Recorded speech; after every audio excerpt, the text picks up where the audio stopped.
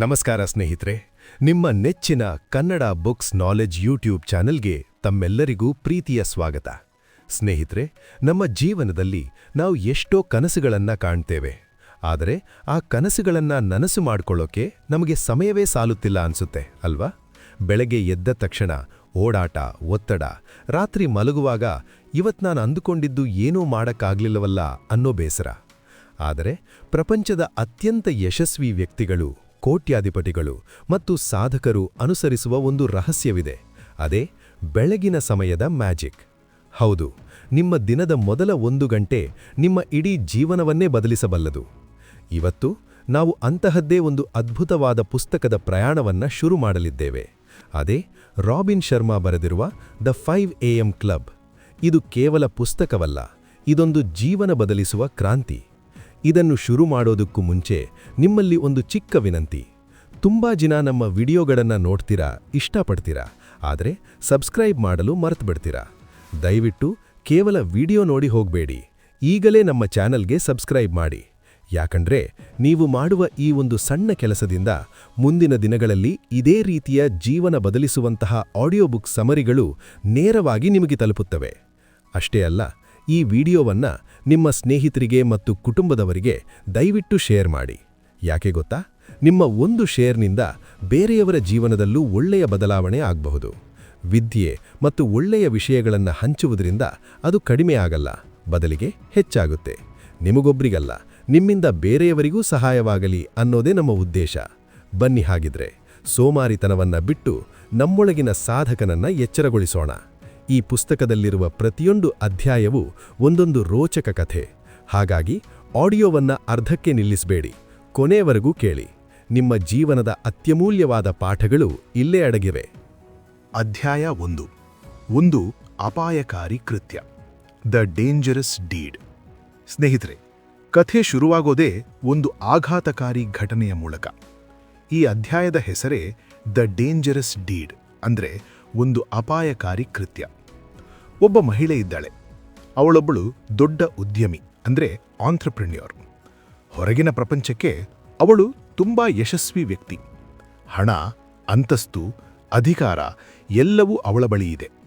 ಆದರೆ ಅವಳ ಮನಸ್ಸಿನ ಒಳಗಡೆ ಒಂದು ಬಿರುಗಾಳಿಯೇ ಎದ್ದಿದೆ. ಅವಳು ಎಷ್ಟರ ಮಟ್ಟಿಗೆ ನೊಂದು ಹೋಗಿದ್ದಾಳೆ ಅಂದರೆ ಅವಳು ತನ್ನ ಜೀವನವನ್ನೇ ಮುಗಿಸಿಕೊಳ್ಳುವ ನಿರ್ಧಾರಕ್ಕೆ ಬಂದಿದ್ದಾಳೆ. ಹೌದು, ಅವಳು ಆತ್ಮಹತ್ಯೆ ಮಾಡಿಕೊಳ್ಳಲು ತಯಾರಾಗಿದ್ದಾಳೆ. ಇದು ವಿಚಿತ್ರ ಅನಿಸಬಹುದು ಅಲ್ವಾ? ಎಲ್ಲವೂ ಇರುವವರಿಗೆ ಸಾಯೋ ಆಸೆ ಯಾಕೆ ಬರುತ್ತೆ? ಆದರೆ ಅವಳ ಕಥೆನೇ ಬೇರೆ. ಅವಳು ತನ್ನ ಕಂಪನಿಯನ್ನು ಕಷ್ಟಪಟ್ಟು ಕಟ್ಟಿ ಬೆಳೆಸಿದ್ಲು. ಆದರೆ ಈಗ ಅವಳದೇ ಕಂಪನಿಯಲ್ಲಿ ಅವಳನ್ನು ಅಧಿಕಾರದಿಂದ ಕೆಳಗೆ ಇಳಿಸಲು ಪಿತೂರಿ ನಡೀತಾ ಇದೆ. ಅವಳ ನಂಬಿಕಸ್ಥರೇ ಅವಳಿಗೆ ಮೋಸ ಮಾಡಿದ್ದಾರೆ. ಅವಳ ಹೃದಯ ಒಡೆದು ಹೋಗಿದೆ. ಅವಳಿಗನ್ಸುತ್ತೆ, ಇನ್ನು ಬದುಕಿ ಏನು ಪ್ರಯೋಜನ? ಈ ಅವಮಾನ, ಈ ನೋವು ಸಹಿಸಿಕೊಳ್ಳೋದಕ್ಕಿಂತ ಸಾಯೋದೇ ಮೇಲು ಅಂತ. ಅವಳ ಕೈಯಲ್ಲಿ ಒಂದು ಟಿಕೆಟ್ ಇತ್ತು. ಅದು ಒಂದು ಸೆಮಿನಾರ್ ಅಥವಾ ಉಪನ್ಯಾಸದ ಟಿಕೆಟ್. ಅವಳ ತಾಯಿ ಅವಳಿಗೆ ಆ ಟಿಕೆಟ್ ಕೊಟ್ಟು, ಮಗಳೇ, ನಿನ್ನ ಮನಸ್ಸಿಗೆ ಶಾಂತಿ ಬೇಕಿದ್ರೆ ಅಲ್ಲಿಗೆ ಹೋಗು, ನಿನಗೆ ಹೊಸ ದಾರಿ ಸಿಗಬಹುದು ಅಂತ ಹೇಳಿ ಕಳಿಸಿರ್ತಾರೆ. ಸಾಯುವ ಮುನ್ನ ಕೊನೆಯ ಬಾರಿ ಪ್ರಯತ್ನ ಪಡೋಣ ಎಂದು ಆ ಉದ್ಯಮಿ ಆ ಹಾಲಿಗೆ ಬಂದಿರ್ತಾಳೆ. ಆ ದೊಡ್ಡ ಹಾಲ್ನಲ್ಲಿ ಸಾವಿರಾರು ಜನ ಸೇರಿದ್ದಾರೆ. ಅಲ್ಲಿಗೆ ಇನ್ನೊಬ್ಬ ವ್ಯಕ್ತಿ ಕೂಡ ಬಂದಿದ್ದಾನೆ. ಅವನೊಬ್ಬ ಕಲಾವಿದ, ಆರ್ಟಿಸ್ಟ್, ಪೇಂಟರ್. ಅವನ ಸಮಸ್ಯೆ ಏನು ಗೊತ್ತಾ? ಅವನ ಹತ್ರ ಟ್ಯಾಲೆಂಟ್ ಇದೆ, ಆದರೆ ಫೋಕಸ್ ಇಲ್ಲ. ಅವನಿಗೆ ತನ್ನ ಕಲೆಯ ಮೇಲೆ ನಂಬಿಕೆ ಹೋಗ್ತಾ ಇದೆ. ಅವನು ಕೂಡ ಜೀವನದಲ್ಲಿ ಕಳೆದು ಹೋದಂತೆ ಇದ್ದಾನೆ. ನನ್ನಿಂದ ಶ್ರೇಷ್ಠವಾದದ್ದನ್ನು ಸಾಧಿಸಲು ಆಗ್ತಾ ಇಲ್ವಲ್ಲ ಅನ್ನೋ ಹತಾಶೆ ಅವನಲ್ಲಿದೆ. ಹೀಗೆ ಜೀವನದಲ್ಲಿ ಭರವಸೆ ಕಳೆದುಕೊಂಡ ಆ ಉದ್ಯಮಿ, ಆಂಟ್ರಪ್ರೆನ್ಯೂರ್, ಮತ್ತು ದಾರಿ ಕಾಣದ ಆ ಕಲಾವಿದ, ಆರ್ಟಿಸ್ಟ್ ಇಬ್ಬರೂ ಆ ಹಾಲ್ನಲ್ಲೇ ಕುಳಿತಿದ್ದಾರೆ. ಅವರೆದುರುಗಡೆ ಸ್ಟೇಜ್ ಮೇಲೆ ಒಬ್ಬ ವ್ಯಕ್ತಿ ಬರ್ತಾರೆ. ಅವರೇ ದ ಸ್ಪೆಲ್ ಬೈಂಡರ್ ಅಂತ. ಇವರು ಜಗತ್ತಿನ ಪ್ರಸಿದ್ಧ ಮಾತುಗಾರ, ಕೋಟ್ಯಾಂತರ ಜನರಿಗೆ ಸ್ಫೂರ್ತಿ ತುಂಬಿದ ಗುರು. ಸ್ಪೆಲ್ ಬೈಂಡರ್ ಸ್ಟೇಜ್ ಮೇಲೆ ಬಂದು ನಿಲ್ತಾರೆ. ಅವರಿಗೆ ವಯಸ್ಸಾಗಿದೆ, 80 ವರ್ಷ ದಾಟಿದೆ. ಆದರೂ ಅವರ ಕಣ್ಣಲ್ಲಿ ಏನೋ ಒಂದು ತೇಜಸ್ಸು.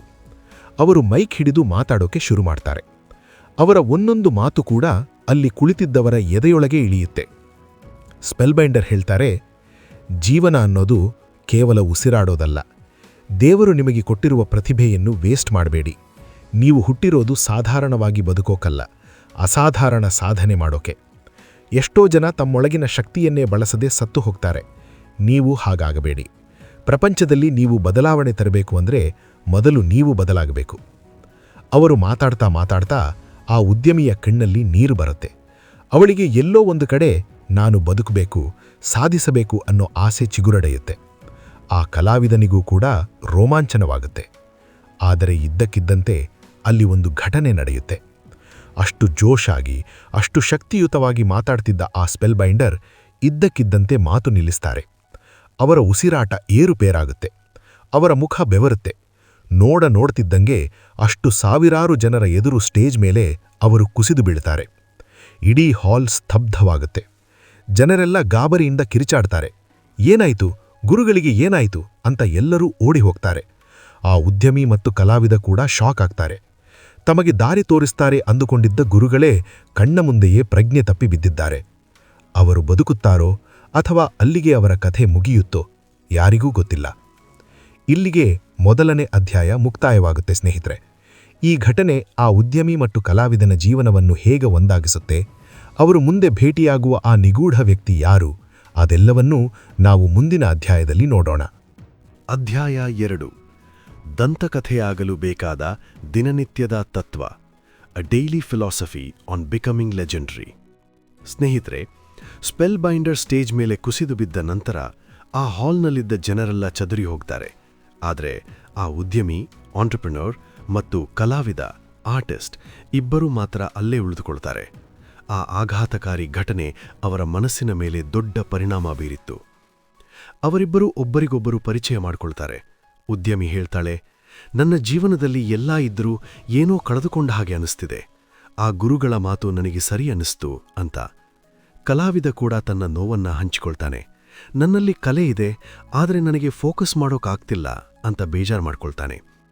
ಅವರಿಬ್ಬರು ಮಾತನಾಡುತ್ತಿರುವಾಗ ಇದ್ದಕ್ಕಿದ್ದಂತೆ ಅಲ್ಲಿಗೆ ಒಬ್ಬ ವಿಚಿತ್ರ ವ್ಯಕ್ತಿ ಬರ್ತಾನೆ. ಅವನನ್ನು ನೋಡಿದರೆ ಯಾರಾದರೂ ಸರಿ, ಇವನೊಬ್ಬ ಭಿಕ್ಷುಕ ಅಥವಾ ಹುಚ್ಚ ಇರಬೇಕು ಅಂದ್ಕೊಳ್ತಾರೆ. ಅವನ ಬಟ್ಟೆ ಹರಿದು ಹೋಗಿತ್ತು, ತಲೆ ಕೂದಲು ಕೆದರಿತ್ತು, ನೋಡೋಕೆ ತುಂಬ ಗಲೀಜಾಗಿದ್ದ.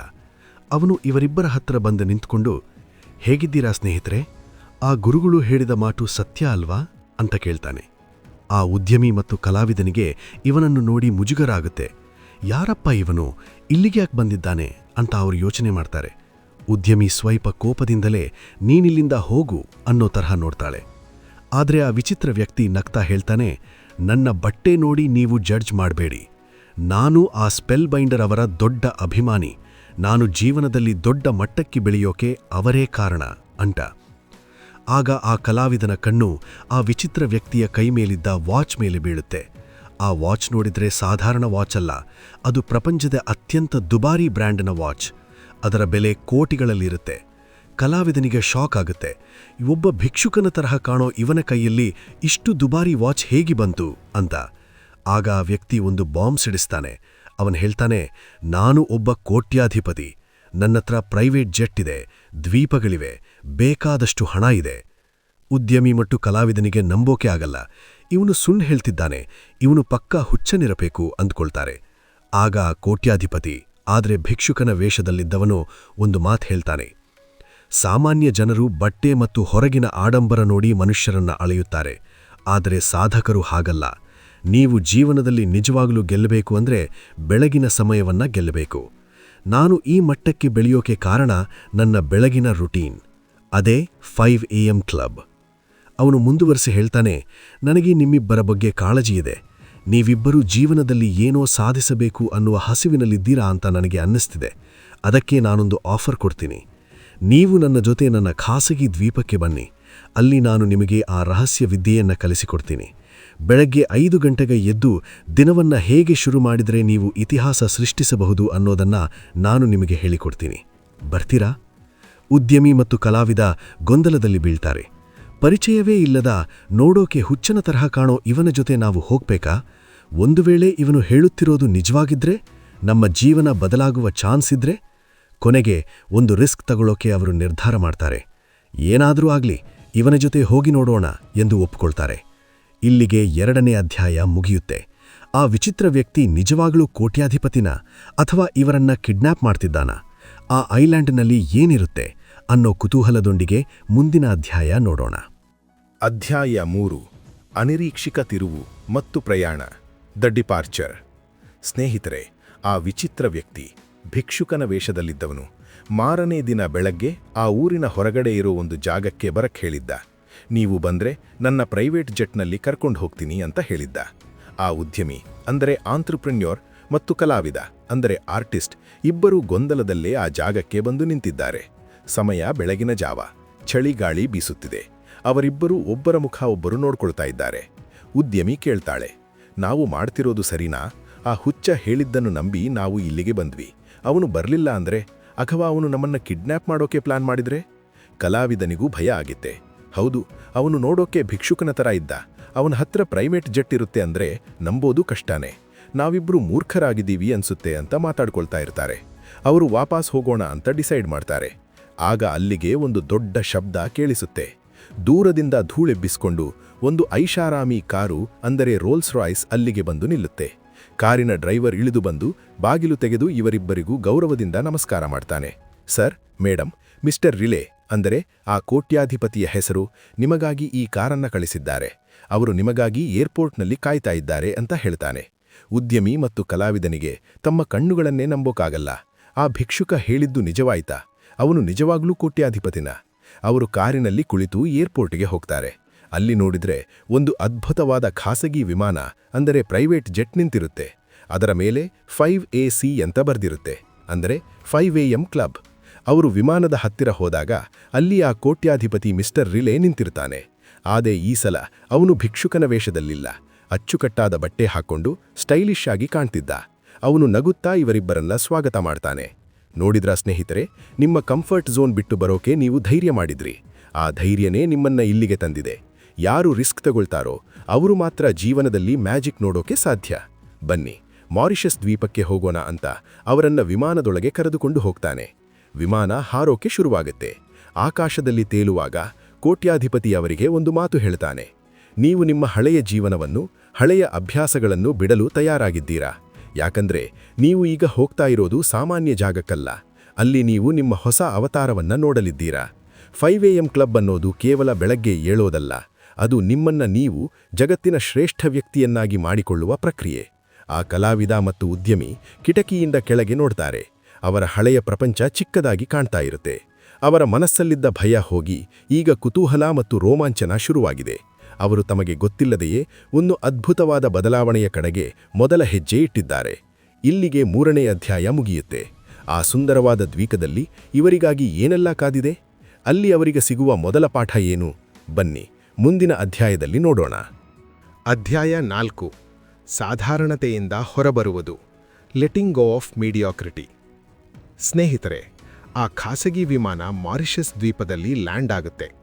ಅಲ್ಲಿನ ವಾತಾವರಣ ನೋಡಿ ಆ ಉದ್ಯಮಿ ಮತ್ತು ಕಲಾವಿದ ಬೆರಗಾಗಿ ಹೋಗ್ತಾರೆ. ಸುತ್ತಲೂ ನೀಲಿ ಸಮುದ್ರ, ತಂಪಾದ ಗಾಳಿ, ಅದೊಂದು ಸ್ವರ್ಗದ ಹಾಗೆ ಕಾಣ್ತಾ ಇತ್ತು. ಆ ಕೋಟ್ಯಾಧಿಪತಿ ಮಿಸ್ಟರ್ ರಿಲೆ ಅವರನ್ನು ಒಂದು ಸುಂದರವಾದ ಬೀಚ್ ಹೌಸ್ಗೆ ಕರೆದುಕೊಂಡು ಹೋಗ್ತಾನೆ. ಅಲ್ಲಿ ಕುಳಿತು ಅವನು ಮೊದಲ ಪಾಠವನ್ನ ಶುರು ಮಾಡ್ತಾನೆ. ಅವನು ಹೇಳ್ತಾನೆ, ನೋಡಿ ಸ್ನೇಹಿತರೆ, ಪ್ರಪಂಚದ ಬಹುತೇಕ ಜನ ಸಾಧಾರಣವಾಗಿ ಬದುಕೋಕೆ ಇಷ್ಟಪಡ್ತಾರೆ. ಯಾಕಂದ್ರೆ ಸಾಧಾರಣವಾಗಿ ಇರೋದು ತುಂಬ ಸೇಫ್ ಮತ್ತು ಈಸಿ. ಆದರೆ ನೀವು ಲೆಜೆಂಡ್ ಆಗಬೇಕು ಅಂದ್ರೆ ನೀವು ಆ ಸಾಧಾರಣ ಮನಸ್ಥಿತಿಯಿಂದ ಹೊರಗೆ ಬರಲೇಬೇಕು. ಅವನು ಒಂದು ಅದ್ಭುತವಾದ ಮಾತನ್ನ ಹೇಳ್ತಾನೆ. ಇದನ್ನ ನೀವು ಗಮನವಿಟ್ಟು ಕೇಳಿ. ಜಗತ್ತಿನ 95% ಜನ ಹೇಗೆ ಬದುಕ್ತಾ ಇದ್ದಾರೋ ನೀವು ಹಾಗೆ ಬದುಕಿದ್ರೆ ನಿಮಗೆ ಸಿಗುವ ಫಲಿತಾಂಶ ಕೂಡ ಅವರದ್ದೇ ಆಗಿರುತ್ತೆ. ನೀವು ಆ ಟಾಪ್ 5% ಸಾಧಕರ ಪಟ್ಟಿಗೆ ಸೇರಬೇಕು ಅಂದ್ರೆ ಆ 95% ಜನ ಮಾಡಲು ಇಷ್ಟಪಡದ ಕೆಲಸಗಳನ್ನ ನೀವು ಮಾಡಬೇಕಾಗುತ್ತೆ. ಆ ಕಲಾವಿದ ಕೇಳ್ತಾನೆ, ಅಂದ್ರೆ ಏನು? ನಾವು ಏನ್ ಮಾಡಬೇಕು? ರಿಲೆ ಹೇಳ್ತಾನೆ, ತ್ಯಾಗ. ನಿಮ್ಮ ಹಳೆಯ ಸೋಮಾರಿತನ, ನಿಮ್ಮ ಭಯ, ನಿಮ್ಮ ಕಂಫರ್ಟ್ ಝೋನ್ ಎಲ್ಲವನ್ನೂ ತ್ಯಾಗ ಮಾಡಬೇಕು. ಎಲ್ಲರೂ ಮಲಗಿರುವಾಗ ನೀವು ಏಳಬೇಕು. ಎಲ್ಲರೂ ಪಾರ್ಟಿ ಮಾಡ್ತಿದ್ರೆ ನೀವು ಓದಬೇಕು, ಕಲಿಬೇಕು. ಇದು ಕಷ್ಟ, ಆದರೆ ಯಾರು ಈ ಕಷ್ಟ ಪಡ್ತಾರೋ ಅವರೇ ಇತಿಹಾಸ ಸೃಷ್ಟಿಸೋದು. ಹೀಗೆ ಮಾತಾಡ್ತಾ ಇರುವಾಗ ಬೀಚ್ ಕಡೆಯಿಂದ ಇನ್ನೊಬ್ಬ ವ್ಯಕ್ತಿ ನಡೆದುಕೊಂಡು ಬರ್ತಾ ಇರ್ತಾನೆ. ಅವನನ್ನು ನೋಡಿದ ತಕ್ಷಣ ಉದ್ಯಮಿ ಮತ್ತು ಕಲಾವಿದನಿಗೆ ಎದೆ ಝಲ್ಲೆನ್ನುತ್ತೆ. ಅವರು ತಮ್ಮ ಕಣ್ಣುಗಳನ್ನೇ ನಂಬೋಕಾಗಲ್ಲ. ಯಾಕಂದ್ರೆ ನಡೆದುಕೊಂಡು ಬರ್ತಾ ಇರೋದು ಬೇರೆ ಯಾರೂ ಅಲ್ಲ, ಮೊದಲ ಅಧ್ಯಾಯದಲ್ಲಿ ಸ್ಟೇಜ್ ಮೇಲೆ ಕುಸಿದು ಬಿದ್ದು ಸತ್ತೇ ಹೋದರು ಎಂದುಕೊಂಡಿದ್ದ ಆ ಸ್ಪೆಲ್ ಬೈಂಡರ್. ಹೌದು, ಆ ಗುರುಗಳು ಬದುಕಿದ್ದಾರೆ. ಅವರು ನಗುತ್ತಾ ಇವರ ಹತ್ತಿರ ಬರ್ತಾರೆ. ಆಗ ಕೋಟ್ಯಾಧಿಪತಿ ರಿಲೇ ಹೇಳ್ತಾನೆ, ಇವರೇ ನನ್ನ ಗುರುಗಳು. ಇವರೇ ನನಗೆ ಈ 5 AM ಕ್ಲಬ್ ರಹಸ್ಯವನ್ನು ಹೇಳಿಕೊಟ್ಟಿದ್ದು. ಇವರಿಗೆ ಆರೋಗ್ಯ ಸರಿಯಿಲ್ಲದ ಕಾರಣ ವಿಶ್ರಾಂತಿ ಪಡೆಯಲು ನನ್ನ ದ್ವೀಪಕ್ಕೆ ಕರೆದುಕೊಂಡು ಬಂದಿದ್ದೀನಿ. ಆ ಉದ್ಯಮಿಗೆ ಜೀವ ಬಂದ ಹಾಗೆ ಆಗತ್ತೆ. ಯಾರ ಮಾತನ್ನು ಕೇಳಿ ಅವಳು ಆತ್ಮಹತ್ಯೆ ನಿರ್ಧಾರ ಬದಲಿಸಿದ್ಲೋ ಆ ಗುರುಗಳೇ ಈಗ ಅವಳ ಮುಂದಿದ್ದಾರೆ. ಸ್ಪೆಲ್ ಬೈಂಡರ್ ಹೇಳ್ತಾರೆ, ಬದಲಾವಣೆ ಅನ್ನೋದು ಶುರುವಿನಲ್ಲಿ ತುಂಬಾ ಕಷ್ಟ, ಮಧ್ಯದಲ್ಲಿ ಗೊಂದಲಮಯ, ಆದರೆ ಕೊನೆಯಲ್ಲಿ ಸುಂದರವಾಗಿರುತ್ತದೆ. ನೀವಿಬ್ಬರೂ ಇಲ್ಲಿಗೆ ಬಂದಿರೋದು ಸುಮ್ಮನೆ ಅಲ್ಲ. ನಾಳೆಯಿಂದ ನಿಮ್ಮ ನಿಜವಾದ ತರಬೇತಿ ಶುರುವಾಗುತ್ತೆ. ನಾಳೆ ಬೆಳಿಗ್ಗೆ ಸರಿಯಾಗಿ 5 ಗಂಟೆಗೆ ಬೀಚ್ ಹತ್ತಿರ ಬನ್ನಿ, ತಡ ಮಾಡಬೇಡಿ. ಈಗ ಆ ಉದ್ಯಮಿ ಮತ್ತು ಕಲಾವಿದನಿಗೆ ಒಂದು ಚಾಲೆಂಜ್ ಎದುರಾಗಿದೆ. ನಾಳೆ ಬೆಳಿಗ್ಗೆ 5 ಗಂಟೆಗೆ ಏಳಲೇಬೇಕು. ಇಷ್ಟು ವರ್ಷ ಆರಾಮಾಗಿ ತಡವಾಗಿ ಎದ್ದು ಅಭ್ಯಾಸ ಇರುವ ಅವರಿಗೆ ಇದು ಸಾಧ್ಯ ಆಗುತ್ತಾ? ಇಲ್ಲಿಗೆ 4ನೇ ಅಧ್ಯಾಯ ಮುಗಿಯುತ್ತೆ. ಮರುದಿನ ಬೆಳಿಗ್ಗೆ 5 ಗಂಟೆಗೆ ಏನಾಗುತ್ತೆ? ಆ ಕೋಟ್ಯಾಧಿಪತಿ ಅವರಿಗೆ ಕಲಿಸುವ ಮೊದಲ ಮ್ಯಾಜಿಕ್ ಏನು? ಬನ್ನಿ 5ನೇ ಅಧ್ಯಾಯದಲ್ಲಿ ನೋಡೋಣ. ಅಧ್ಯಾಯ 5. ಮುಂಜಾನೆಯ ಪಾಂಡಿತ್ಯದ ವಿಚಿತ್ರ ಸಾಹಸ. ಅ ಬಿಜಾರ್ ಅಡ್ವೆಂಚರ್ ಇಂಟು ಮಾರ್ನಿಂಗ್ ಮಾಸ್ಟರಿ. ಸ್ನೇಹಿತರೆ, ಮರುದಿನ ಬೆಳಿಗ್ಗೆ ಅಂದುಕೊಂಡಂತೆ ಸಮಯ 4:45 ಆಗುತ್ತೆ. ಆ ಉದ್ಯಮಿ, ಆಂಟ್ರಪ್ರನರ್ ಮತ್ತು ಕಲಾವಿದನಿಗೆ ಎಚ್ಚರವಾಗುತ್ತೆ. ಆದರೆ ಬೆಚ್ಚಗಿನ ಹಾಸಿಗೆ ಬಿಟ್ಟು ಏಳೋದು ಅಷ್ಟು ಸುಲಭ ಆಗಿರಲಿಲ್ಲ. ಮೈ ಸೋಮಾರಿತನದಿಂದ ತುಂಬಿತ್ತು. ಇನ್ನೂ ಸ್ವಲ್ಪ ಹೊತ್ತು ಮಲಗೋಣ, ನಾಳೆ ನೋಡಿದ್ರೆ ಆಯ್ತು ಅಂತ ಮನಸ್ಸು ಹೇಳ್ತಿತ್ತು. ಆದರೆ ಅವರು ಹೇಗೋ ಕಷ್ಟಪಟ್ಟು ಮನಸ್ಸನ್ನು ಹತೋಟಿಗೆ ತಂದು ಎದ್ದು ಮುಖ ತೊಳೆದು ಬೀಚ್ ಕಡೆಗೆ ಓಡ್ತಾರೆ. ಸರಿಯಾಗಿ 5 ಗಂಟೆಗೆ ಅವರು ಬೀಚ್ ತಲುಪ್ತಾರೆ. ಸುತ್ತಲೂ ಕತ್ತಲು. ಸಮುದ್ರದ ಅಲೆಗಳ ಸದ್ದು ಬಿಟ್ರೆ ಬೇರೆ ಯಾವ ಸದ್ದೂ ಇಲ್ಲ. ಪ್ರಪಂಚವೇ ನಿಶಬ್ದವಾಗಿದೆ. ಅಲ್ಲಿ ಆ ಕೋಟ್ಯಾಧಿಪತಿ ಮಿಸ್ಟರ್ ರಿಲೇ ಅವರಿಗಾಗಿ ಕಾಯ್ತಾ ಇರ್ತಾನೆ. ಅವನ ಮುಖದಲ್ಲಿ ಒಂದು ದೈವಿಕ ಕಳೆ ಮತ್ತು ಅಪಾರವಾದ ಎನರ್ಜಿ ಇತ್ತು. ಅವನು ಇವರಿಬ್ಬರನ್ನೂ ನೋಡಿ ಹೇಳ್ತಾನೆ, ಸ್ವಾಗತ, ದ 5 AM ಕ್ಲಬ್ಗೆ ಸ್ವಾಗತ. ನೀವು ಇವತ್ತು ಎದ್ದು ಬಂದಿದ್ದೀರಾ ಅಂದ್ರೆ ನೀವು ಅರ್ಧ ಯುದ್ಧ ಗೆದ್ದ ಹಾಗೆ. ಯಾಕಂದ್ರೆ ಜಗತ್ತಿನ ಬಹುತೇಕ ಜನ ಇವಾಗ ಗಾಢ ನಿದ್ದೆಯಲ್ಲಿದ್ದಾರೆ. ಆದರೆ ನೀವು ನಿಮ್ಮ ಕನಸಿಗಾಗಿ ಎದ್ದು ಬಂದಿದ್ದೀರಾ. ಆಗ ಉದ್ಯಮಿ ಕೇಳ್ತಾಳೆ, ಸರ್, ಈ 5 ಗಂಟೆಗೆ ಅಂಥದ್ದೇನಿದೆ ಸ್ಪೆಷಲು? ನಾವು ರಾತ್ರಿ ಕೂಡ ಕೆಲಸ ಮಾಡಬಹುದಲ್ಲ? ಆಗ ರಿಲೇ ಒಂದು ವೈಜ್ಞಾನಿಕ ಸತ್ಯವನ್ನ ಸರಳವಾಗಿ ಹೇಳ್ತಾನೆ. ನೋಡಿ, ನಮ್ಮ ಮೆದುಳಿನಲ್ಲಿ ಒಂದು ಭಾಗ ಇರುತ್ತೆ, ಪ್ರೀ ಫ್ರಾಂಟಲ್ ಕಾರ್ಟೆಕ್ಸ್. ಅದು ಯಾವಾಗಲೂ ಚಿಂತೆ, ಭಯ, ಪ್ಲಾನಿಂಗ್ ಅಂತ ಗಲಾಟೆ ಮಾಡ್ತಾನೇ ಇರುತ್ತೆ. ಆದರೆ ಬೆಳಿಗ್ಗೆ 5 ಗಂಟೆಗೆ ಪ್ರಪಂಚ ಶಾಂತವಾಗಿರುವಾಗ ನಿಮ್ಮ ಮೆದುಳಿನ ಆ ಚಿಂತೆ ಮಾಡುವ ಭಾಗ ಸ್ವಲ್ಪ ಹೊತ್ತು ಸ್ವಿಚ್ ಆಫ್ ಆಗುತ್ತೆ. ಆಗ ನಿಮ್ಮ ಮೆದುಳಿನ ಕ್ರಿಯೇಟಿವ್ ಭಾಗ ಜಾಗೃತವಾಗುತ್ತೆ. ಇದನ್ನೇ ವಿಜ್ಞಾನದಲ್ಲಿ ಫ್ಲೋ ಸ್ಟೇಟ್ ಅಂತ ಕರೀತಾರೆ. ಅವನು ಮುಂದುವರಿಸಿ ಹೇಳ್ತಾನೆ, ಬೆಳಿಗ್ಗೆ 5ರಿಂದ 6 ಗಂಟೆಯ ಸಮಯ ಇದೆಯಲ್ಲ, ಅದು ದ ವಿಕ್ಟರಿ ಅವರ್, ಅಂದ್ರೆ ವಿಜಯದ ಸಮಯ. ಈ ಸಮಯದಲ್ಲಿ ಯಾರೂ ಕೂಡ ನಿಮಗೆ ಫೋನ್ ಮಾಡಲ್ಲ, ಮೆಸೇಜ್ ಮಾಡಲ್ಲ, ಯಾವ ಡಿಸ್ಟರ್ಬೆನ್ಸೂ ಇರಲ್ಲ. ಈ ಸಮಯದಲ್ಲಿ ನೀವು ನಿಮ್ಮ ಗುರಿಯ ಬಗ್ಗೆ ಯೋಚನೆ ಮಾಡಿದ್ರೆ ಅದು ನೇರವಾಗಿ ನಿಮ್ಮ ಸುಪ್ತ ಮನಸ್ಸಿಗೆ ಹೋಗುತ್ತೆ. ಯಾರಿಗೆ ಏಕಾಂತ ಸಿಗುತ್ತೋ ಅವರಿಗೆ ಮಾತ್ರ ಅದ್ಭುತ ಐಡಿಯಾಗಳು ಬರಕ್ಕೆ ಸಾಧ್ಯ. ಅವರಿಬ್ಬರಿಗೂ ಆ ವಾತಾವರಣದಲ್ಲಿ ಒಂದು ಹೊಸ ಅನುಭವ ಆಗೋಕೆ ಶುರುವಾಗುತ್ತೆ. ಇಷ್ಟು ವರ್ಷ ಅವರು ಬೆಳಗಿನ ಸೂರ್ಯೋದಯವನ್ನೇ ಮಿಸ್ ಮಾಡ್ಕೊಂಡಿದ್ರು. ಆದರೆ ಇವತ್ತು ಆ ತಂಪಾದ ಗಾಳಿ, ಆ ಶಾಂತತೆ ಅವರ ಮನಸ್ಸಿಗೆ ನೆಮ್ಮದಿ ಕೊಡ್ತಿತ್ತು. ಅವರ ಸೋಮಾರಿತನ ಮೆಲ್ಲಗೆ ಮಾಯವಾಗಿ ಒಂದು ಹೊಸ ಉತ್ಸಾಹ ಬರೋಕೆ ಶುರುವಾಯಿತು. ರಿಲೇ ಅವರಿಗೆ ಹೇಳ್ತಾನೆ, ಇದು ಬರೀ ಆರಂಭ ಮಾತ್ರ. ನಿಮ್ಮ ಮೆದುಳನ್ನು ಹೇಗೆ ಶಾರ್ಪ್ ಮಾಡಬೇಕು ಮತ್ತು ನಿಮ್ಮ ದಿನವನ್ನು ಹೇಗೆ ಕಂಟ್ರೋಲ್ ಮಾಡಬೇಕು ಅನ್ನೋದಕ್ಕೆ ನಾನು ನಿಮ್ಗೊಂದು ಸೂತ್ರ ಹೇಳ್ಕೊಡ್ತೀನಿ. ಆದರೆ ಅದಕ್ಕೂ ಮೊದಲು ನಾವೊಂದು ಸಾಹಸ ಮಾಡಬೇಕಿದೆ. ಇಲ್ಲಿಗೆ 5ನೇ ಅಧ್ಯಾಯ ಮುಗಿಯುತ್ತೆ. ಆ ಸಾಹಸ ಏನು ಮತ್ತು ರಿಲೇ ಹೇಳಿಕೊಡುವ ಆ ಸೂತ್ರ ಯಾವುದು? ಬನ್ನಿ ಮುಂದಿನ ಅಧ್ಯಾಯದಲ್ಲಿ ನೋಡೋಣ. ಅಧ್ಯಾಯ 6. ಉನ್ನತ ಉತ್ಪಾದಕತೆಯತ್ತ ಹಾರಾಟ. ಅ ಫ್ಲೈಟ್ ಟು ಪೀಕ್ ಪ್ರೊಡಕ್ಟಿವಿಟಿ. ಸ್ನೇಹಿತರೆ, ಬೆಳಿಗ್ಗಿನ ಜಾವದ ಆ ಅದ್ಭುತ ಅನುಭವದ ನಂತರ ಮಿಸ್ಟರ್ ರಿಲೇ ಆ ಉದ್ಯಮಿ ಮತ್ತು ಕಲಾವಿದನಿಗೆ ಒಂದು ಕಠಿಣವಾದ ಸತ್ಯವನ್ನ ತಿಳಿಸಲು ಮುಂದಾಗ್ತಾರೆ. ಅವರಿಬ್ಬರೂ ಕುತೂಹಲದಿಂದ ಕಾಯ್ತಾ ಇರ್ತಾರೆ. ಆಗ ರಿಲೇ ಒಂದು ಮಾತನ್ನ ಹೇಳ್ತಾನೆ. ಅದು ಅವರ ಕಿವಿಯಲ್ಲಿ ಗುಯಿಂಗುಡುತ್ತೆ. ಅವನು ಹೇಳ್ತಾನೆ, ಗಮನ ಹಂಚಿ ಹೋದ್ರೆ ನೀವು ಇತಿಹಾಸ ನಿರ್ಮಿಸಲು ಸಾಧ್ಯವಿಲ್ಲ. Distraction is the destroyer of elite performance. Riley ವಿವರಿಸ್ತಾನೆ, ನೋಡಿ, ಇವತ್ತಿನ ಪ್ರಪಂಚದಲ್ಲಿ ಜನರಿಗೆ ಫೋಕಸ್ ಅನ್ನೋದೇ ಇಲ್ಲದಂತಾಗಿದೆ. ಎಲ್ಲರೂ ತಮ್ಮ ಫೋನ್, ಸೋಷಿಯಲ್ ಮೀಡಿಯಾ, ನೋಟಿಫಿಕೇಷನ್ ಅಂತ ಬ್ಯುಸಿಯಾಗಿದ್ದಾರೆ. ಅವರು ತಾವೇನು ಮಾಡ್ತಿದ್ದೀವಿ ಅಂತ ತಿಳಿಯದೇನೆ ಸಮಯ ಕಳೀತಾ ಇದ್ದಾರೆ. ಇದನ್ನೇ ನಾನು ಡಿಜಿಟಲ್ ಡಿಮೆನ್ಷಿಯಾ ಅಂತ ಕರಿತೀನಿ. ಆ ಉದ್ಯಮಿಗೆ ತನ್ನ ಹಳೆಯ ದಿನಗಳು ನೆನಪಾಗ್ತವೆ. ಅವಳು ಆಫೀಸ್ನಲ್ಲಿ ಕೂತಿದ್ರು ಪದೇ ಪದೇ ಫೋನ್ ನೋಡ್ತಾ ಮುಖ್ಯವಾದ ಕೆಲಸ ಬಿಟ್ಟು ಬೇರೆಲ್ಲ ಮಾಡ್ತಿದ್ಲು. ಅದಕ್ಕೆ ಅವಳ ಬಿಸ್ನೆಸ್ ಹಾಳಾಗ್ತಾ ಇತ್ತು. ರಿಲೇ ಮುಂದುವರಿಸಿ ಹೇಳ್ತಾನೆ, ಸಾಮಾನ್ಯ ಮನುಷ್ಯರು ಬ್ಯುಸಿಯಾಗಿರೋಕೆ ಇಷ್ಟಪಡ್ತಾರೆ, ಆದರೆ ಲೆಜೆಂಡ್ಸ್ ಅಥವಾ ಸಾಧಕರು ಪ್ರೊಡಕ್ಟಿವ್ ಆಗಿರೋಕೆ ಇಷ್ಟಪಡ್ತಾರೆ. ಬ್ಯುಸಿಯಾಗಿರೋದು ಅಂದರೆ ಸುಮ್ಮನೆ ಏನೋ ಒಂದು ಮಾಡ್ತಾ ಇರೋದು, ಆದರೆ ಪ್ರೊಡಕ್ಟಿವ್ ಆಗಿರೋದು ಅಂದರೆ ರಿಸಲ್ಟ್ ಬರುವಂಥ ಕೆಲಸ ಮಾಡೋದು.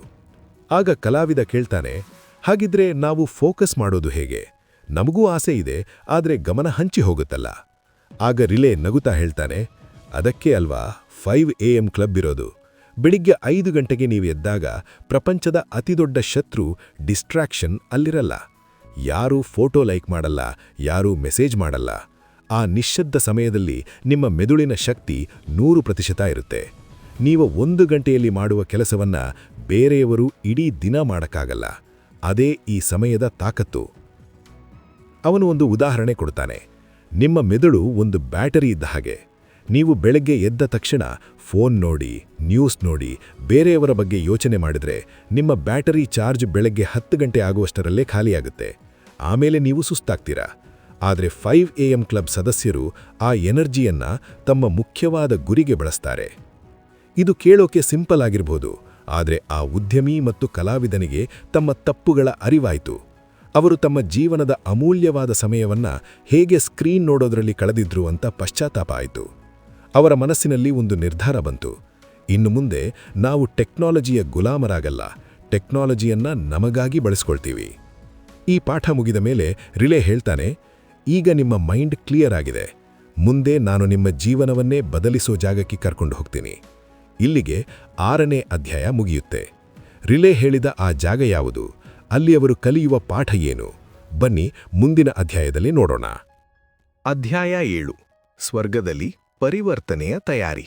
Preparation for a transformation begins in paradise. ಸ್ನೇಹಿತರೆ, ಮಾರಿಷಸ್ ದ್ವೀಪದ ಸುಂದರವಾದ ಬೆಳಗಿನ ವಾತಾವರಣದಲ್ಲಿ ನಮ್ಮ ಕಥೆ ಮುಂದುವರಿಯುತ್ತದೆ. ಆ ಉದ್ಯಮಿ, ಆಂಟ್ರಪ್ರಿನರ್ ಮತ್ತು ಕಲಾವಿದ, ಆರ್ಟಿಸ್ಟ್ ಮಿಸ್ಟರ್ ರಿಲೇ ಹೇಳಿದ ಮಾತುಗಳನ್ನು ಕೇಳಿ ಸ್ಫೂರ್ತಿಗೊಂಡಿದ್ದಾರೆ. ಆದರೆ ಅವರ ಮನಸ್ಸಿನಲ್ಲಿ ಇನ್ನೂ ಒಂದು ಭಯ ಇದೆ. ನಾವು ನಿಜವಾಗ್ಲೂ ಬದಲಾಗೋಕೆ ಸಾಧ್ಯನಾ? ಇಷ್ಟು ವರ್ಷದ ಅಭ್ಯಾಸಗಳನ್ನು ಬಿಡೋದು ಕಷ್ಟ ಅಲ್ವಾ ಅನ್ನೋ ಪ್ರಶ್ನೆ ಅವರನ್ನು ಕಾಡ್ತಾ ಇತ್ತು. ಅದಕ್ಕೆ ಉತ್ತರವಾಗಿ ಮಿಸ್ಟರ್ ರಿಲೇ ಒಂದು ಅದ್ಭುತವಾದ ಪಾಠವನ್ನು ಹೇಳ್ತಾನೆ. ಅವನು ಹೇಳ್ತಾನೆ, ನೀವು ಹೊಸ ವ್ಯಕ್ತಿಯಾಗಿ ಹುಟ್ಟಬೇಕು ಅಂದ್ರೆ ನಿಮ್ಮೊಳಗಿರುವ ಹಳೆಯ ವ್ಯಕ್ತಿ ಸಾಯಲೇಬೇಕು. ಇದು ಕೇಳೋಕೆ ಕಠಿಣ ಅನ್ಸ್ಬಹುದು, ಆದರೆ ಇದರ ಅರ್ಥ ಇಷ್ಟೇ.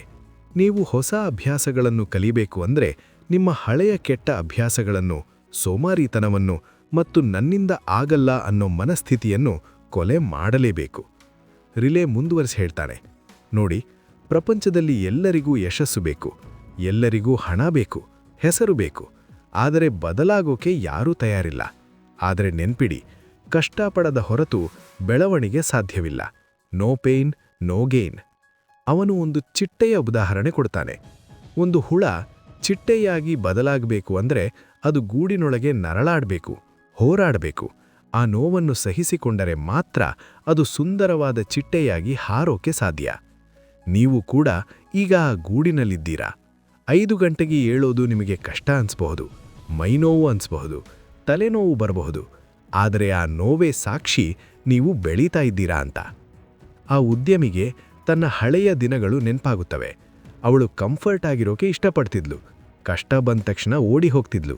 ಆದರೆ ಇವತ್ತು ಅವಳಿಗೆ ಅರ್ಥವಾಯಿತು, ನಾನು ಗ್ರೇಟ್ ಆಡಬೇಕು ಅಂದರೆ ನಾನು ಕಷ್ಟಗಳನ್ನು ಪ್ರೀತಿಸಬೇಕು ಅಂತ. ರಿಲೇ ಕೊನೆಯದಾಗಿ ಒಂದು ಮಾತು ಹೇಳ್ತಾನೆ, ಹೆದರಬೇಡಿ. ಬದಲಾವಣೆ ಆರಂಭದಲ್ಲಿ ಕಷ್ಟವಾಗಿರುತ್ತೆ, ಹಾರ್ಡ್, ಮಧ್ಯದಲ್ಲಿ ಗೊಂದಲಮಯವಾಗಿರುತ್ತೆ, ಮೆಸ್ಸಿ, ಆದರೆ ಕೊನೆಯಲ್ಲಿ ಸುಂದರವಾಗಿರುತ್ತೆ, ಬ್ಯೂಟಿಫುಲ್. ನೀವು ಆ ಸುಂದರವಾದ ಕೊನೆಯನ್ನು ನೋಡಬೇಕು ಅಂದ್ರೆ ಈಗ ಈ ಪ್ರಕ್ರಿಯೆಯನ್ನು ನಂಬಿ ಮುನ್ನಡೆಯಿರಿ. ಈಗ ಉದ್ಯಮಿ ಮತ್ತು ಕಲಾವಿದ ಮಾನಸಿಕವಾಗಿ ಯುದ್ಧಕ್ಕೆ ತಯಾರಾಗಿದ್ದಾರೆ. ತಮ್ಮ ಹಳೆಯ ಸೋಮಾರಿತನದ ವಿರುದ್ಧ ಹೋರಾಡಲು ಅವರು ಸಜ್ಜಾಗಿದ್ದಾರೆ. ಆದರೆ ಕೇವಲ ಮನಸ್ಸು ಮಾಡಿದರೆ ಸಾಕಾ? ಅದಕ್ಕೆ ಒಂದು ಸರಿಯಾದ ಪ್ಲಾನ್ ಬೇಕಲ್ವಾ? ಬೆಳಗ್ಗೆ ಎದ್ದು ಏನು ಮಾಡಬೇಕು ಅನ್ನೋದು ಗೊತ್ತಿರಬೇಕಲ್ವಾ?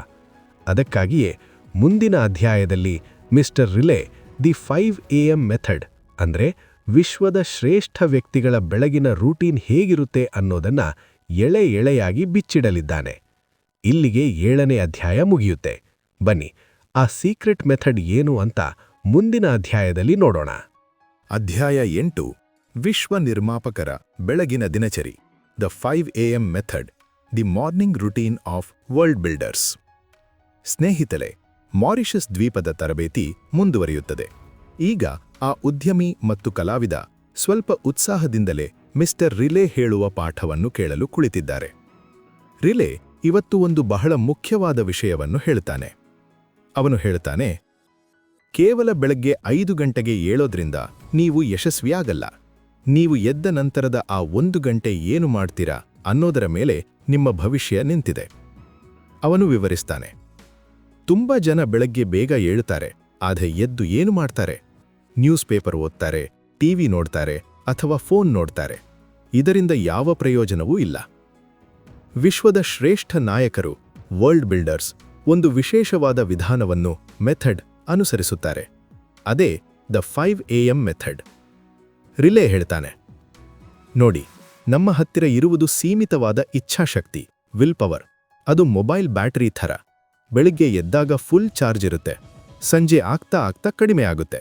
ಅದಕ್ಕೆ ನಿಮ್ಮ ಜೀವನದ ಅತ್ಯಂತ ಕಷ್ಟದ ಮತ್ತು ಮುಖ್ಯವಾದ ಕೆಲಸವನ್ನು ನೀವು ಬೆಳಗ್ಗೆಯೇ ಮಾಡಬೇಕು. ಆ ಕಲಾವಿದ ಕೇಳ್ತಾನೆ, ಆದರೆ ಸರ್, ದಿನಾ ಬೆಳಗ್ಗೆ ಏಳೋಕೆ ಆಗಲ್ವಲ್ಲ? ಕೆಲವೊಮ್ಮೆ ಮೂಡಿರಲ್ಲ, ಕೆಲವೊಮ್ಮೆ ಚಳಿ ಇರುತ್ತೆ. ಆಗ ರಿಲೆ ಒಂದು ಸತ್ಯವನ್ನು ಹೇಳ್ತಾನೆ. ಯಾವಾಗ ನಿಮಗೆ ಏಳೋಕೆ ಇಷ್ಟ ಇರೋದಿಲ್ವೋ ಆಗಲೇ ನೀವು ಏಳಬೇಕು. ಅದೇ ನಿಜವಾದ ಶಿಸ್ತು, ಡಿಸಿಪ್ಲಿನ್. ಅವನು ಮುಂದುವರೆಸಿ, ನಿಮ್ಮ ಇಚ್ಛಾಶಕ್ತಿ ಅನ್ನೋದು ಒಂದು ಸ್ನಾಯು ಇದ್ದ ಹಾಗೆ. ಜಿಮ್ನಲ್ಲಿ ಡಂಬಲ್ಸ್ ಎತ್ತಿದಾಗ ಸ್ನಾಯುಗಳು ನೋಯುತ್ತವೆ, ಆದರೆ ನಂತರ ಬಲಶಾಲಿ ಆಗುತ್ತವೆ. ಹಾಗೆಯೇ ಬೆಳಗ್ಗೆ ಕಷ್ಟಪಟ್ಟು ಏಳುವಾಗ ನಿಮಗೆ ನೋವಾಗಬಹುದು, ಆದರೆ ಆ ನೋವೇ ನಿಮ್ಮ ಮನಸ್ಸನ್ನು ವಜ್ರದಂತೆ ಗಟ್ಟಿ ಮಾಡುತ್ತೆ. ರಿಲೆ ಆ ಇಬ್ಬರಿಗೂ ಒಂದು ಪ್ರಾಮಿಸ್ ಮಾಡ್ತಾನೆ. ನೀವು 66 ದಿನಗಳ ಕಾಲ ನಾನು ಹೇಳಿಕೊಡುವ ವಿಧಾನವನ್ನು ಪಾಲಿಸಿದರೆ ಆಮೇಲೆ ನೀವು ಅಲಾರ್ಮ್ ಇಡುವ ಅವಶ್ಯಕತೆಯೇ ಇರಲ್ಲ. ನಿಮ್ಮ ದೇಹವೇ ತಾನಾಗಿ 5 ಗಂಟೆಗೆ ಎಬ್ಬಿಸುತ್ತೆ. ಅದು ನಿಮ್ಮ ಅಭ್ಯಾಸವಾಗಿ ಬಿಡುತ್ತೆ. ಈ ಅಧ್ಯಾಯದಲ್ಲಿ ಅವರು ಕಲಿಯುವ ಮುಖ್ಯ ಪಾಠ ಏನಂದ್ರೆ, ಶಿಸ್ತು ಎನ್ನುವುದು ಶಿಕ್ಷೆಯಲ್ಲ, ಅದು ಸ್ವಾತಂತ್ರ್ಯ. ಯಾರು ತಮ್ಮ ಬೆಳಗಿನ ಸಮಯವನ್ನು ಕಂಟ್ರೋಲ್ ಮಾಡ್ತಾರೋ ಅವರು ತಮ್ಮ ಇಡೀ ದಿನವನ್ನು ಕಂಟ್ರೋಲ್ ಮಾಡ್ತಾರೆ. ಈಗ ಅವರಿಗೆ ಬೆಳಗ್ಗೆ ಏಳುವ ಮಹತ್ವ ಅರ್ಥವಾಗಿದೆ. ಆದರೆ ಆ 1 ಗಂಟೆಯನ್ನು 60 ನಿಮಿಷ ಸರಿಯಾಗಿ ಭಾಗ ಮಾಡುವುದು ಹೇಗೆ? ಇದನ್ನೇ ಮುಂದಿನ ಅಧ್ಯಾಯದಲ್ಲಿ ರಿಲೆ ವಿವರಿಸಲಿದ್ದಾನೆ. ಅಲ್ಲಿ ಅವನು ಯಶಸ್ಸಿನ 3 ಸ್ತಂಭಗಳನ್ನು ಪರಿಚಯಿಸುತ್ತಾನೆ. ಇಲ್ಲಿಗೆ 8ನೇ ಅಧ್ಯಾಯ ಮುಕ್ತಾಯವಾಗುತ್ತದೆ. ಬನ್ನಿ, ಮುಂದಿನ ಅಧ್ಯಾಯದಲ್ಲಿ ಆ ಸ್ತಂಭಗಳ ಬಗ್ಗೆ ತಿಳಿಯೋಣ. ಅಧ್ಯಾಯ 9 ಶ್ರೇಷ್ಠತೆಯನ್ನು ವ್ಯಕ್ತಪಡಿಸುವ ಚೌಕಟ್ಟು, a framework for the expression of greatness. ಸ್ನೇಹಿತರೆ, ಮಾರಿಷಸ್ ದ್ವೀಪದಲ್ಲಿ ಪಾಠ ಮುಂದುವರಿಯುತ್ತದೆ. ಮಿಸ್ಟರ್ ರಿಲೆ ಆ ಉದ್ಯಮಿ ಅಂದರೆ ಆಂಟ್ರಪ್ರೆನ್ಯೂರ್ ಮತ್ತು ಕಲಾವಿದನನ್ನು ಸಮುದ್ರದ ದಡದಲ್ಲಿರುವ ಒಂದು ಸುಂದರವಾದ ಜಾಗಕ್ಕೆ ಕರೆದುಕೊಂಡು ಹೋಗ್ತಾನೆ. ಅಲ್ಲಿ ಕುಳಿತು ಅವನು ಒಂದು ಕಟುವಾದ ಸತ್ಯವನ್ನು ಹೇಳ್ತಾನೆ. ಅವನು ಹೇಳ್ತಾನೆ, ನೋಡಿ, ಪ್ರಪಂಚದ ಬಹುತೇಕ ಜನ ಅಂದ್ಕೊಂಡಿದ್ದಾರೆ ಸಾಧಕರು, ಕೋಟ್ಯಾಧಿಪತಿಗಳು ಅಥವಾ ಜೀನಿಯಸ್ಗಳು ಹುಟ್ಟುತ್ತಲೇ ಬುದ್ಧಿವಂತರು, ಅವರಿಗೆ ದೇವರ ವರ ಇರುತ್ತೆ ಅಂತ. ಆದರೆ ಅದು ಶುದ್ಧ ಸುಳ್ಳು. ಆ ಕಲಾವಿದ ಆಶ್ಚರ್ಯದಿಂದ ಕೇಳ್ತಾನೆ, ಹಾಗಾದರೆ ಟ್ಯಾಲೆಂಟ್ ಮುಖ್ಯ ಅಲ್ವಾ? ರಿಲೆ ನಗುತ್ತಾ ಉತ್ತರಿಸ್ತಾನೆ, ಪ್ರತಿಭೆ ಅನ್ನೋದು ಅಡುಗೆ ಉಪ್ಪಿನ ಹಾಗೆ, ಅದು ಎಲ್ಲರ ಹತ್ರನೂ ಇರುತ್ತೆ. ಆದರೆ ಯಾರು ಆ ಪ್ರತಿಭೆಯನ್ನು ಸರಿಯಾಗಿ ಬಳಸಿಕೊಳ್ತಾರೋ ಅವರೇ ಗೆಲ್ಲೋದು. ಇದಕ್ಕೆ ಅವನು ಒಂದು ಹೆಸರನ್ನು ಕೊಡ್ತಾನೆ, ಕ್ಯಾಪಿಟಲೈಸೇಷನ್ ಐಕ್ಯೂ. ಅಂದರೆ ನಿಮ್ಮ ಹತ್ರ ಎಷ್ಟಿದೆ ಅನ್ನೋದು ಮುಖ್ಯ ಅಲ್ಲ, ಇರೋದನ್ನ ನೀವು ಎಷ್ಟು ಚೆನ್ನಾಗಿ ಬಳಸ್ಕೊಳ್ತೀರಾ ಅನ್ನೋದು ಮುಖ್ಯ. ಎಷ್ಟೋ ಜನ ಅದ್ಭುತ ಪ್ರತಿಭೆ ಇಟ್ಟುಕೊಂಡೂ ಸೋಲ್ತಾರೆ, ಯಾಕಂದ್ರೆ ಅವರಿಗೆ ಶಿಸ್ತು ಇರಲ್ಲ. ಆದರೆ ಸಾಧಾರಣ ಪ್ರತಿಭೆ ಇರುವವನು ಕೂಡ ಕಠಿಣ ಪರಿಶ್ರಮದಿಂದ ಜಗತ್ತನ್ನೇ ಗೆಲ್ತಾನೆ. ನಂತರ ರಿಲೇ ಅವರಿಗೆ ದ 3 ಸ್ಟೆಪ್ಸ್ ಸಕ್ಸೆಸ್ ಫಾರ್ಮ್ಯುಲಾ ಅಥವಾ ಯಶಸ್ಸಿನ 3 ಹಂತಗಳ ಸೂತ್ರವನ್ನು ಕಲಿಸಿಕೊಡ್ತಾನೆ. ಇದನ್ನು ಪ್ರತಿಯೊಬ್ಬರೂ ತಮ್ಮ ಜೀವನದಲ್ಲಿ ಅಳವಡಿಸಿಕೊಳ್ಳಲೇಬೇಕು. ಮೊದಲನೇ ಹಂತ ಜಾಗೃತಿ, ಅವೇರ್ನೆಸ್. ನೀವು ಬದಲಾಗಬೇಕು ಅಂದರೆ ಮೊದಲು ನಿಮಗೆ ಅರಿವಿರಬೇಕು. ನೀವು ಎಲ್ಲಿ ತಪ್ಪು ಮಾಡ್ತಿದ್ದೀರಾ, ನಿಮ್ಮ ಸಮಯ ಎಲ್ಲಿ ಹಾಳಾಗ್ತಿದೆ ಅನ್ನೋ ಜಾಗೃತಿ ಬಂದರೆ ಮಾತ್ರ ಬದಲಾವಣೆ ಸಾಧ್ಯ. ನಿಮಗೆ ಅರಿವು ಹೆಚ್ಚಾದಷ್ಟು ನಿಮ್ಮ ತಿಳುವಳಿಕೆ ಹೆಚ್ಚಾಗುತ್ತದೆ. ಎರಡನೇ ಹಂತ ಆಯ್ಕೆಗಳು, ಚಾಯ್ಸಸ್. ಒಮ್ಮೆ ನಿಮಗೆ ಅರಿವಾದ ಮೇಲೆ ನೀವು ಉತ್ತಮ ನಿರ್ಧಾರಗಳನ್ನು ತಗೊಳ್ತೀರಾ. ನಾನು ಇವತ್ತು ಫೋನ್ ನೋಡಲ್ಲ, ನಾನು ಇವತ್ತು ಓದ್ತೀನಿ ಅನ್ನೋದು ಒಂದು ಉತ್ತಮ ಆಯ್ಕೆ. ನಿಮ್ಮ ಅರಿವು ಹೆಚ್ಚಾದರೆ ನಿಮ್ಮ ಆಯ್ಕೆಗಳು ಉತ್ತಮವಾಗುತ್ತವೆ. ಮೂರನೇ ಹಂತ ಫಲಿತಾಂಶಗಳು, ರಿಸಲ್ಟ್ಸ್. ಯಾವಾಗ ನೀವು ದಿನಾ ಒಳ್ಳೆಯ ಆಯ್ಕೆಗಳನ್ನು ಮಾಡ್ತೀರೋ ಆಗ ನಿಮ್ಮ ಜೀವನದಲ್ಲಿ ಅದ್ಭುತ ಫಲಿತಾಂಶಗಳು ಬರೋಕೆ ಶುರುವಾಗುತ್ತೆ. ರಿಲೇ ಒಂದು ಮಾತನ್ನು ಒತ್ತಿ ಹೇಳ್ತಾನೆ, ambition without implementation is a ridiculous delusion. ಅಂದರೆ ಬರೀ ದೊಡ್ಡ ಕನಸು ಕಂಡ್ರೆ ಸಾಲದು, ಅದನ್ನು ಕಾರ್ಯರೂಪಕ್ಕೆ ತರಲಿಲ್ಲ ಅಂದರೆ ಅದು ಬರೀ ಭ್ರಮೆ. ಈ ಮಾತುಗಳು ಆ ಉದ್ಯಮಿ ಮತ್ತು ಕಲಾವಿದನ ಮನಸ್ಸಿಗೆ ನಾಟುತ್ತವೆ. ಅವರು ಇಷ್ಟು ದಿನ ನನ್ನ ಕೈಯಲ್ಲಾಗಲ್ಲ, ನನಗೆ ಟ್ಯಾಲೆಂಟ್ ಇಲ್ಲ ಅಂತ ಕೊರಗುತ್ತಿದ್ರು. ಆದರೆ ಇವತ್ತು ಅವರಿಗೆ ಅರ್ಥವಾಯಿತು, ಶ್ರೇಷ್ಠ ವ್ಯಕ್ತಿಯಾಗೋದು ಅವರ ಕೈಯಲ್ಲೇ ಇದೆ. ಅದಕ್ಕೆ ಬೇಕಿರೋದು ಕೇವಲ ಕಠಿಣ ಪರಿಶ್ರಮ ಮತ್ತು ಸರಿಯಾದ ವಿಧಾನ. ಈಗ ಅವರಲ್ಲಿ ಆತ್ಮವಿಶ್ವಾಸ ಹೆಚ್ಚಾಗಿದೆ. ಆದರೆ ಈ ಶ್ರೇಷ್ಠತೆಯನ್ನು ಕಾಪಾಡಿಕೊಳ್ಳುವುದು ಹೇಗೆ? ಅದಕ್ಕೆ ಬೇಕಾದ 4 ಮುಖ್ಯ ವಿಷಯಗಳು ಯಾವುವು? ಅದನ್ನೇ ಮುಂದಿನ ಅಧ್ಯಾಯದಲ್ಲಿ ರಿಲೇ ವಿವರಿಸಲಿದ್ದಾನೆ. ಇಲ್ಲಿಗೆ 9ನೇ ಅಧ್ಯಾಯ ಮುಕ್ತಾಯವಾಗುತ್ತದೆ. ಸ್ನೇಹಿತರೆ, ಈ ಭಾಗದಲ್ಲಿ ನಾವು ಮನಸ್ಥಿತಿಯನ್ನು ಹೇಗೆ ಬದಲಾಯಿಸಿಕೊಳ್ಳಬೇಕು ಎಂದು ಕಲಿತೆವು. ಇದರ ಮುಂದಿನ ಭಾಗ ಇನ್ನೂ ರೋಚಕವಾಗಿದೆ. ಸ್ನೇಹಿತರೆ, ಇಲ್ಲಿಗೆ ದ 5 AM ಕ್ಲಬ್ ಪುಸ್ತಕದ ಮೊದಲ ಭಾಗದ ರೋಚಕ ಕಥೆ ಮುಕ್ತಾಯವಾಯಿತು. ನಾವು ಇಲ್ಲಿಯವರೆಗೂ ಆ ಉದ್ಯಮಿ ಮತ್ತು ಕಲಾವಿದನ ಜೊತೆ ಮಾರಿಷಸ್ ದ್ವೀಪಕ್ಕೆ ಬಂದ್ವಿ. ಬೆಳಗ್ಗೆ 5 ಗಂಟೆಗೆ ಏಳುವ ಅಭ್ಯಾಸ ಶುರು ಮಾಡಿದ್ವಿ. ಆದರೆ ಅಸಲಿ ಮ್ಯಾಜಿಕ್ ಇನ್ನೂ ಶುರುವಾಗಿಲ್ಲ. ಕೇವಲ 5 ಗಂಟೆಗೆ ಏಳುವುದರಿಂದ ಜೀವನ ಬದಲಾಗಲ್ಲ. ಎದ್ದ ನಂತರದ ಆ ಮೊದಲ 60 ನಿಮಿಷಗಳಲ್ಲಿ ನೀವು ಏನು ಮಾಡ್ತೀರಾ ಅನ್ನೋದೇ ನಿಮ್ಮ ಭವಿಷ್ಯವನ್ನು ನಿರ್ಧರಿಸುತ್ತೆ. ಮುಂದಿನ ಭಾಗದಲ್ಲಿ ಪಾರ್ಟ್ 2, ಆ ಕೋಟ್ಯಾಧಿಪತಿ ಮಿಸ್ಟರ್ ರಿಲೇ ಜಗತ್ತಿನ ಟಾಪ್ 1% ಸಾಧಕರು ಬಳಸುವ ಆ ರಹಸ್ಯ ಅಸ್ತ್ರವಾದ 20-20-20 ಫಾರ್ಮುಲಾವನ್ನು ಬಿಚ್ಚಿಡಲಿದ್ದಾನೆ. ಆ ಫಾರ್ಮುಲಾ ಗೊತ್ತಿಲ್ಲದೆ ಹೋದರೆ ಇಷ್ಟು ಕಷ್ಟಪಟ್ಟು ಬೆಳಗ್ಗೆ ಎದ್ದೂ ಕೂಡ ಪ್ರಯೋಜನವಿಲ್ಲ. ಆ 2ನೇ ಭಾಗದಲ್ಲಿರುವ ಮಾಹಿತಿಗಳು ನಿಮ್ಮ ಮೆದುಳಿನ ಶಕ್ತಿಯನ್ನು ಮತ್ತು ನಿಮ್ಮ ಆರೋಗ್ಯವನ್ನು 100 ಪಟ್ಟು ಹೆಚ್ಚಿಸುವ ತಾಕತ್ತು ಹೊಂದಿದೆ. ದಯವಿಟ್ಟು ಅದನ್ನು ಮಿಸ್ ಮಾಡಿಕೊಳ್ಳುವ ತಪ್ಪನ್ನು ಮಾಡಬೇಡಿ.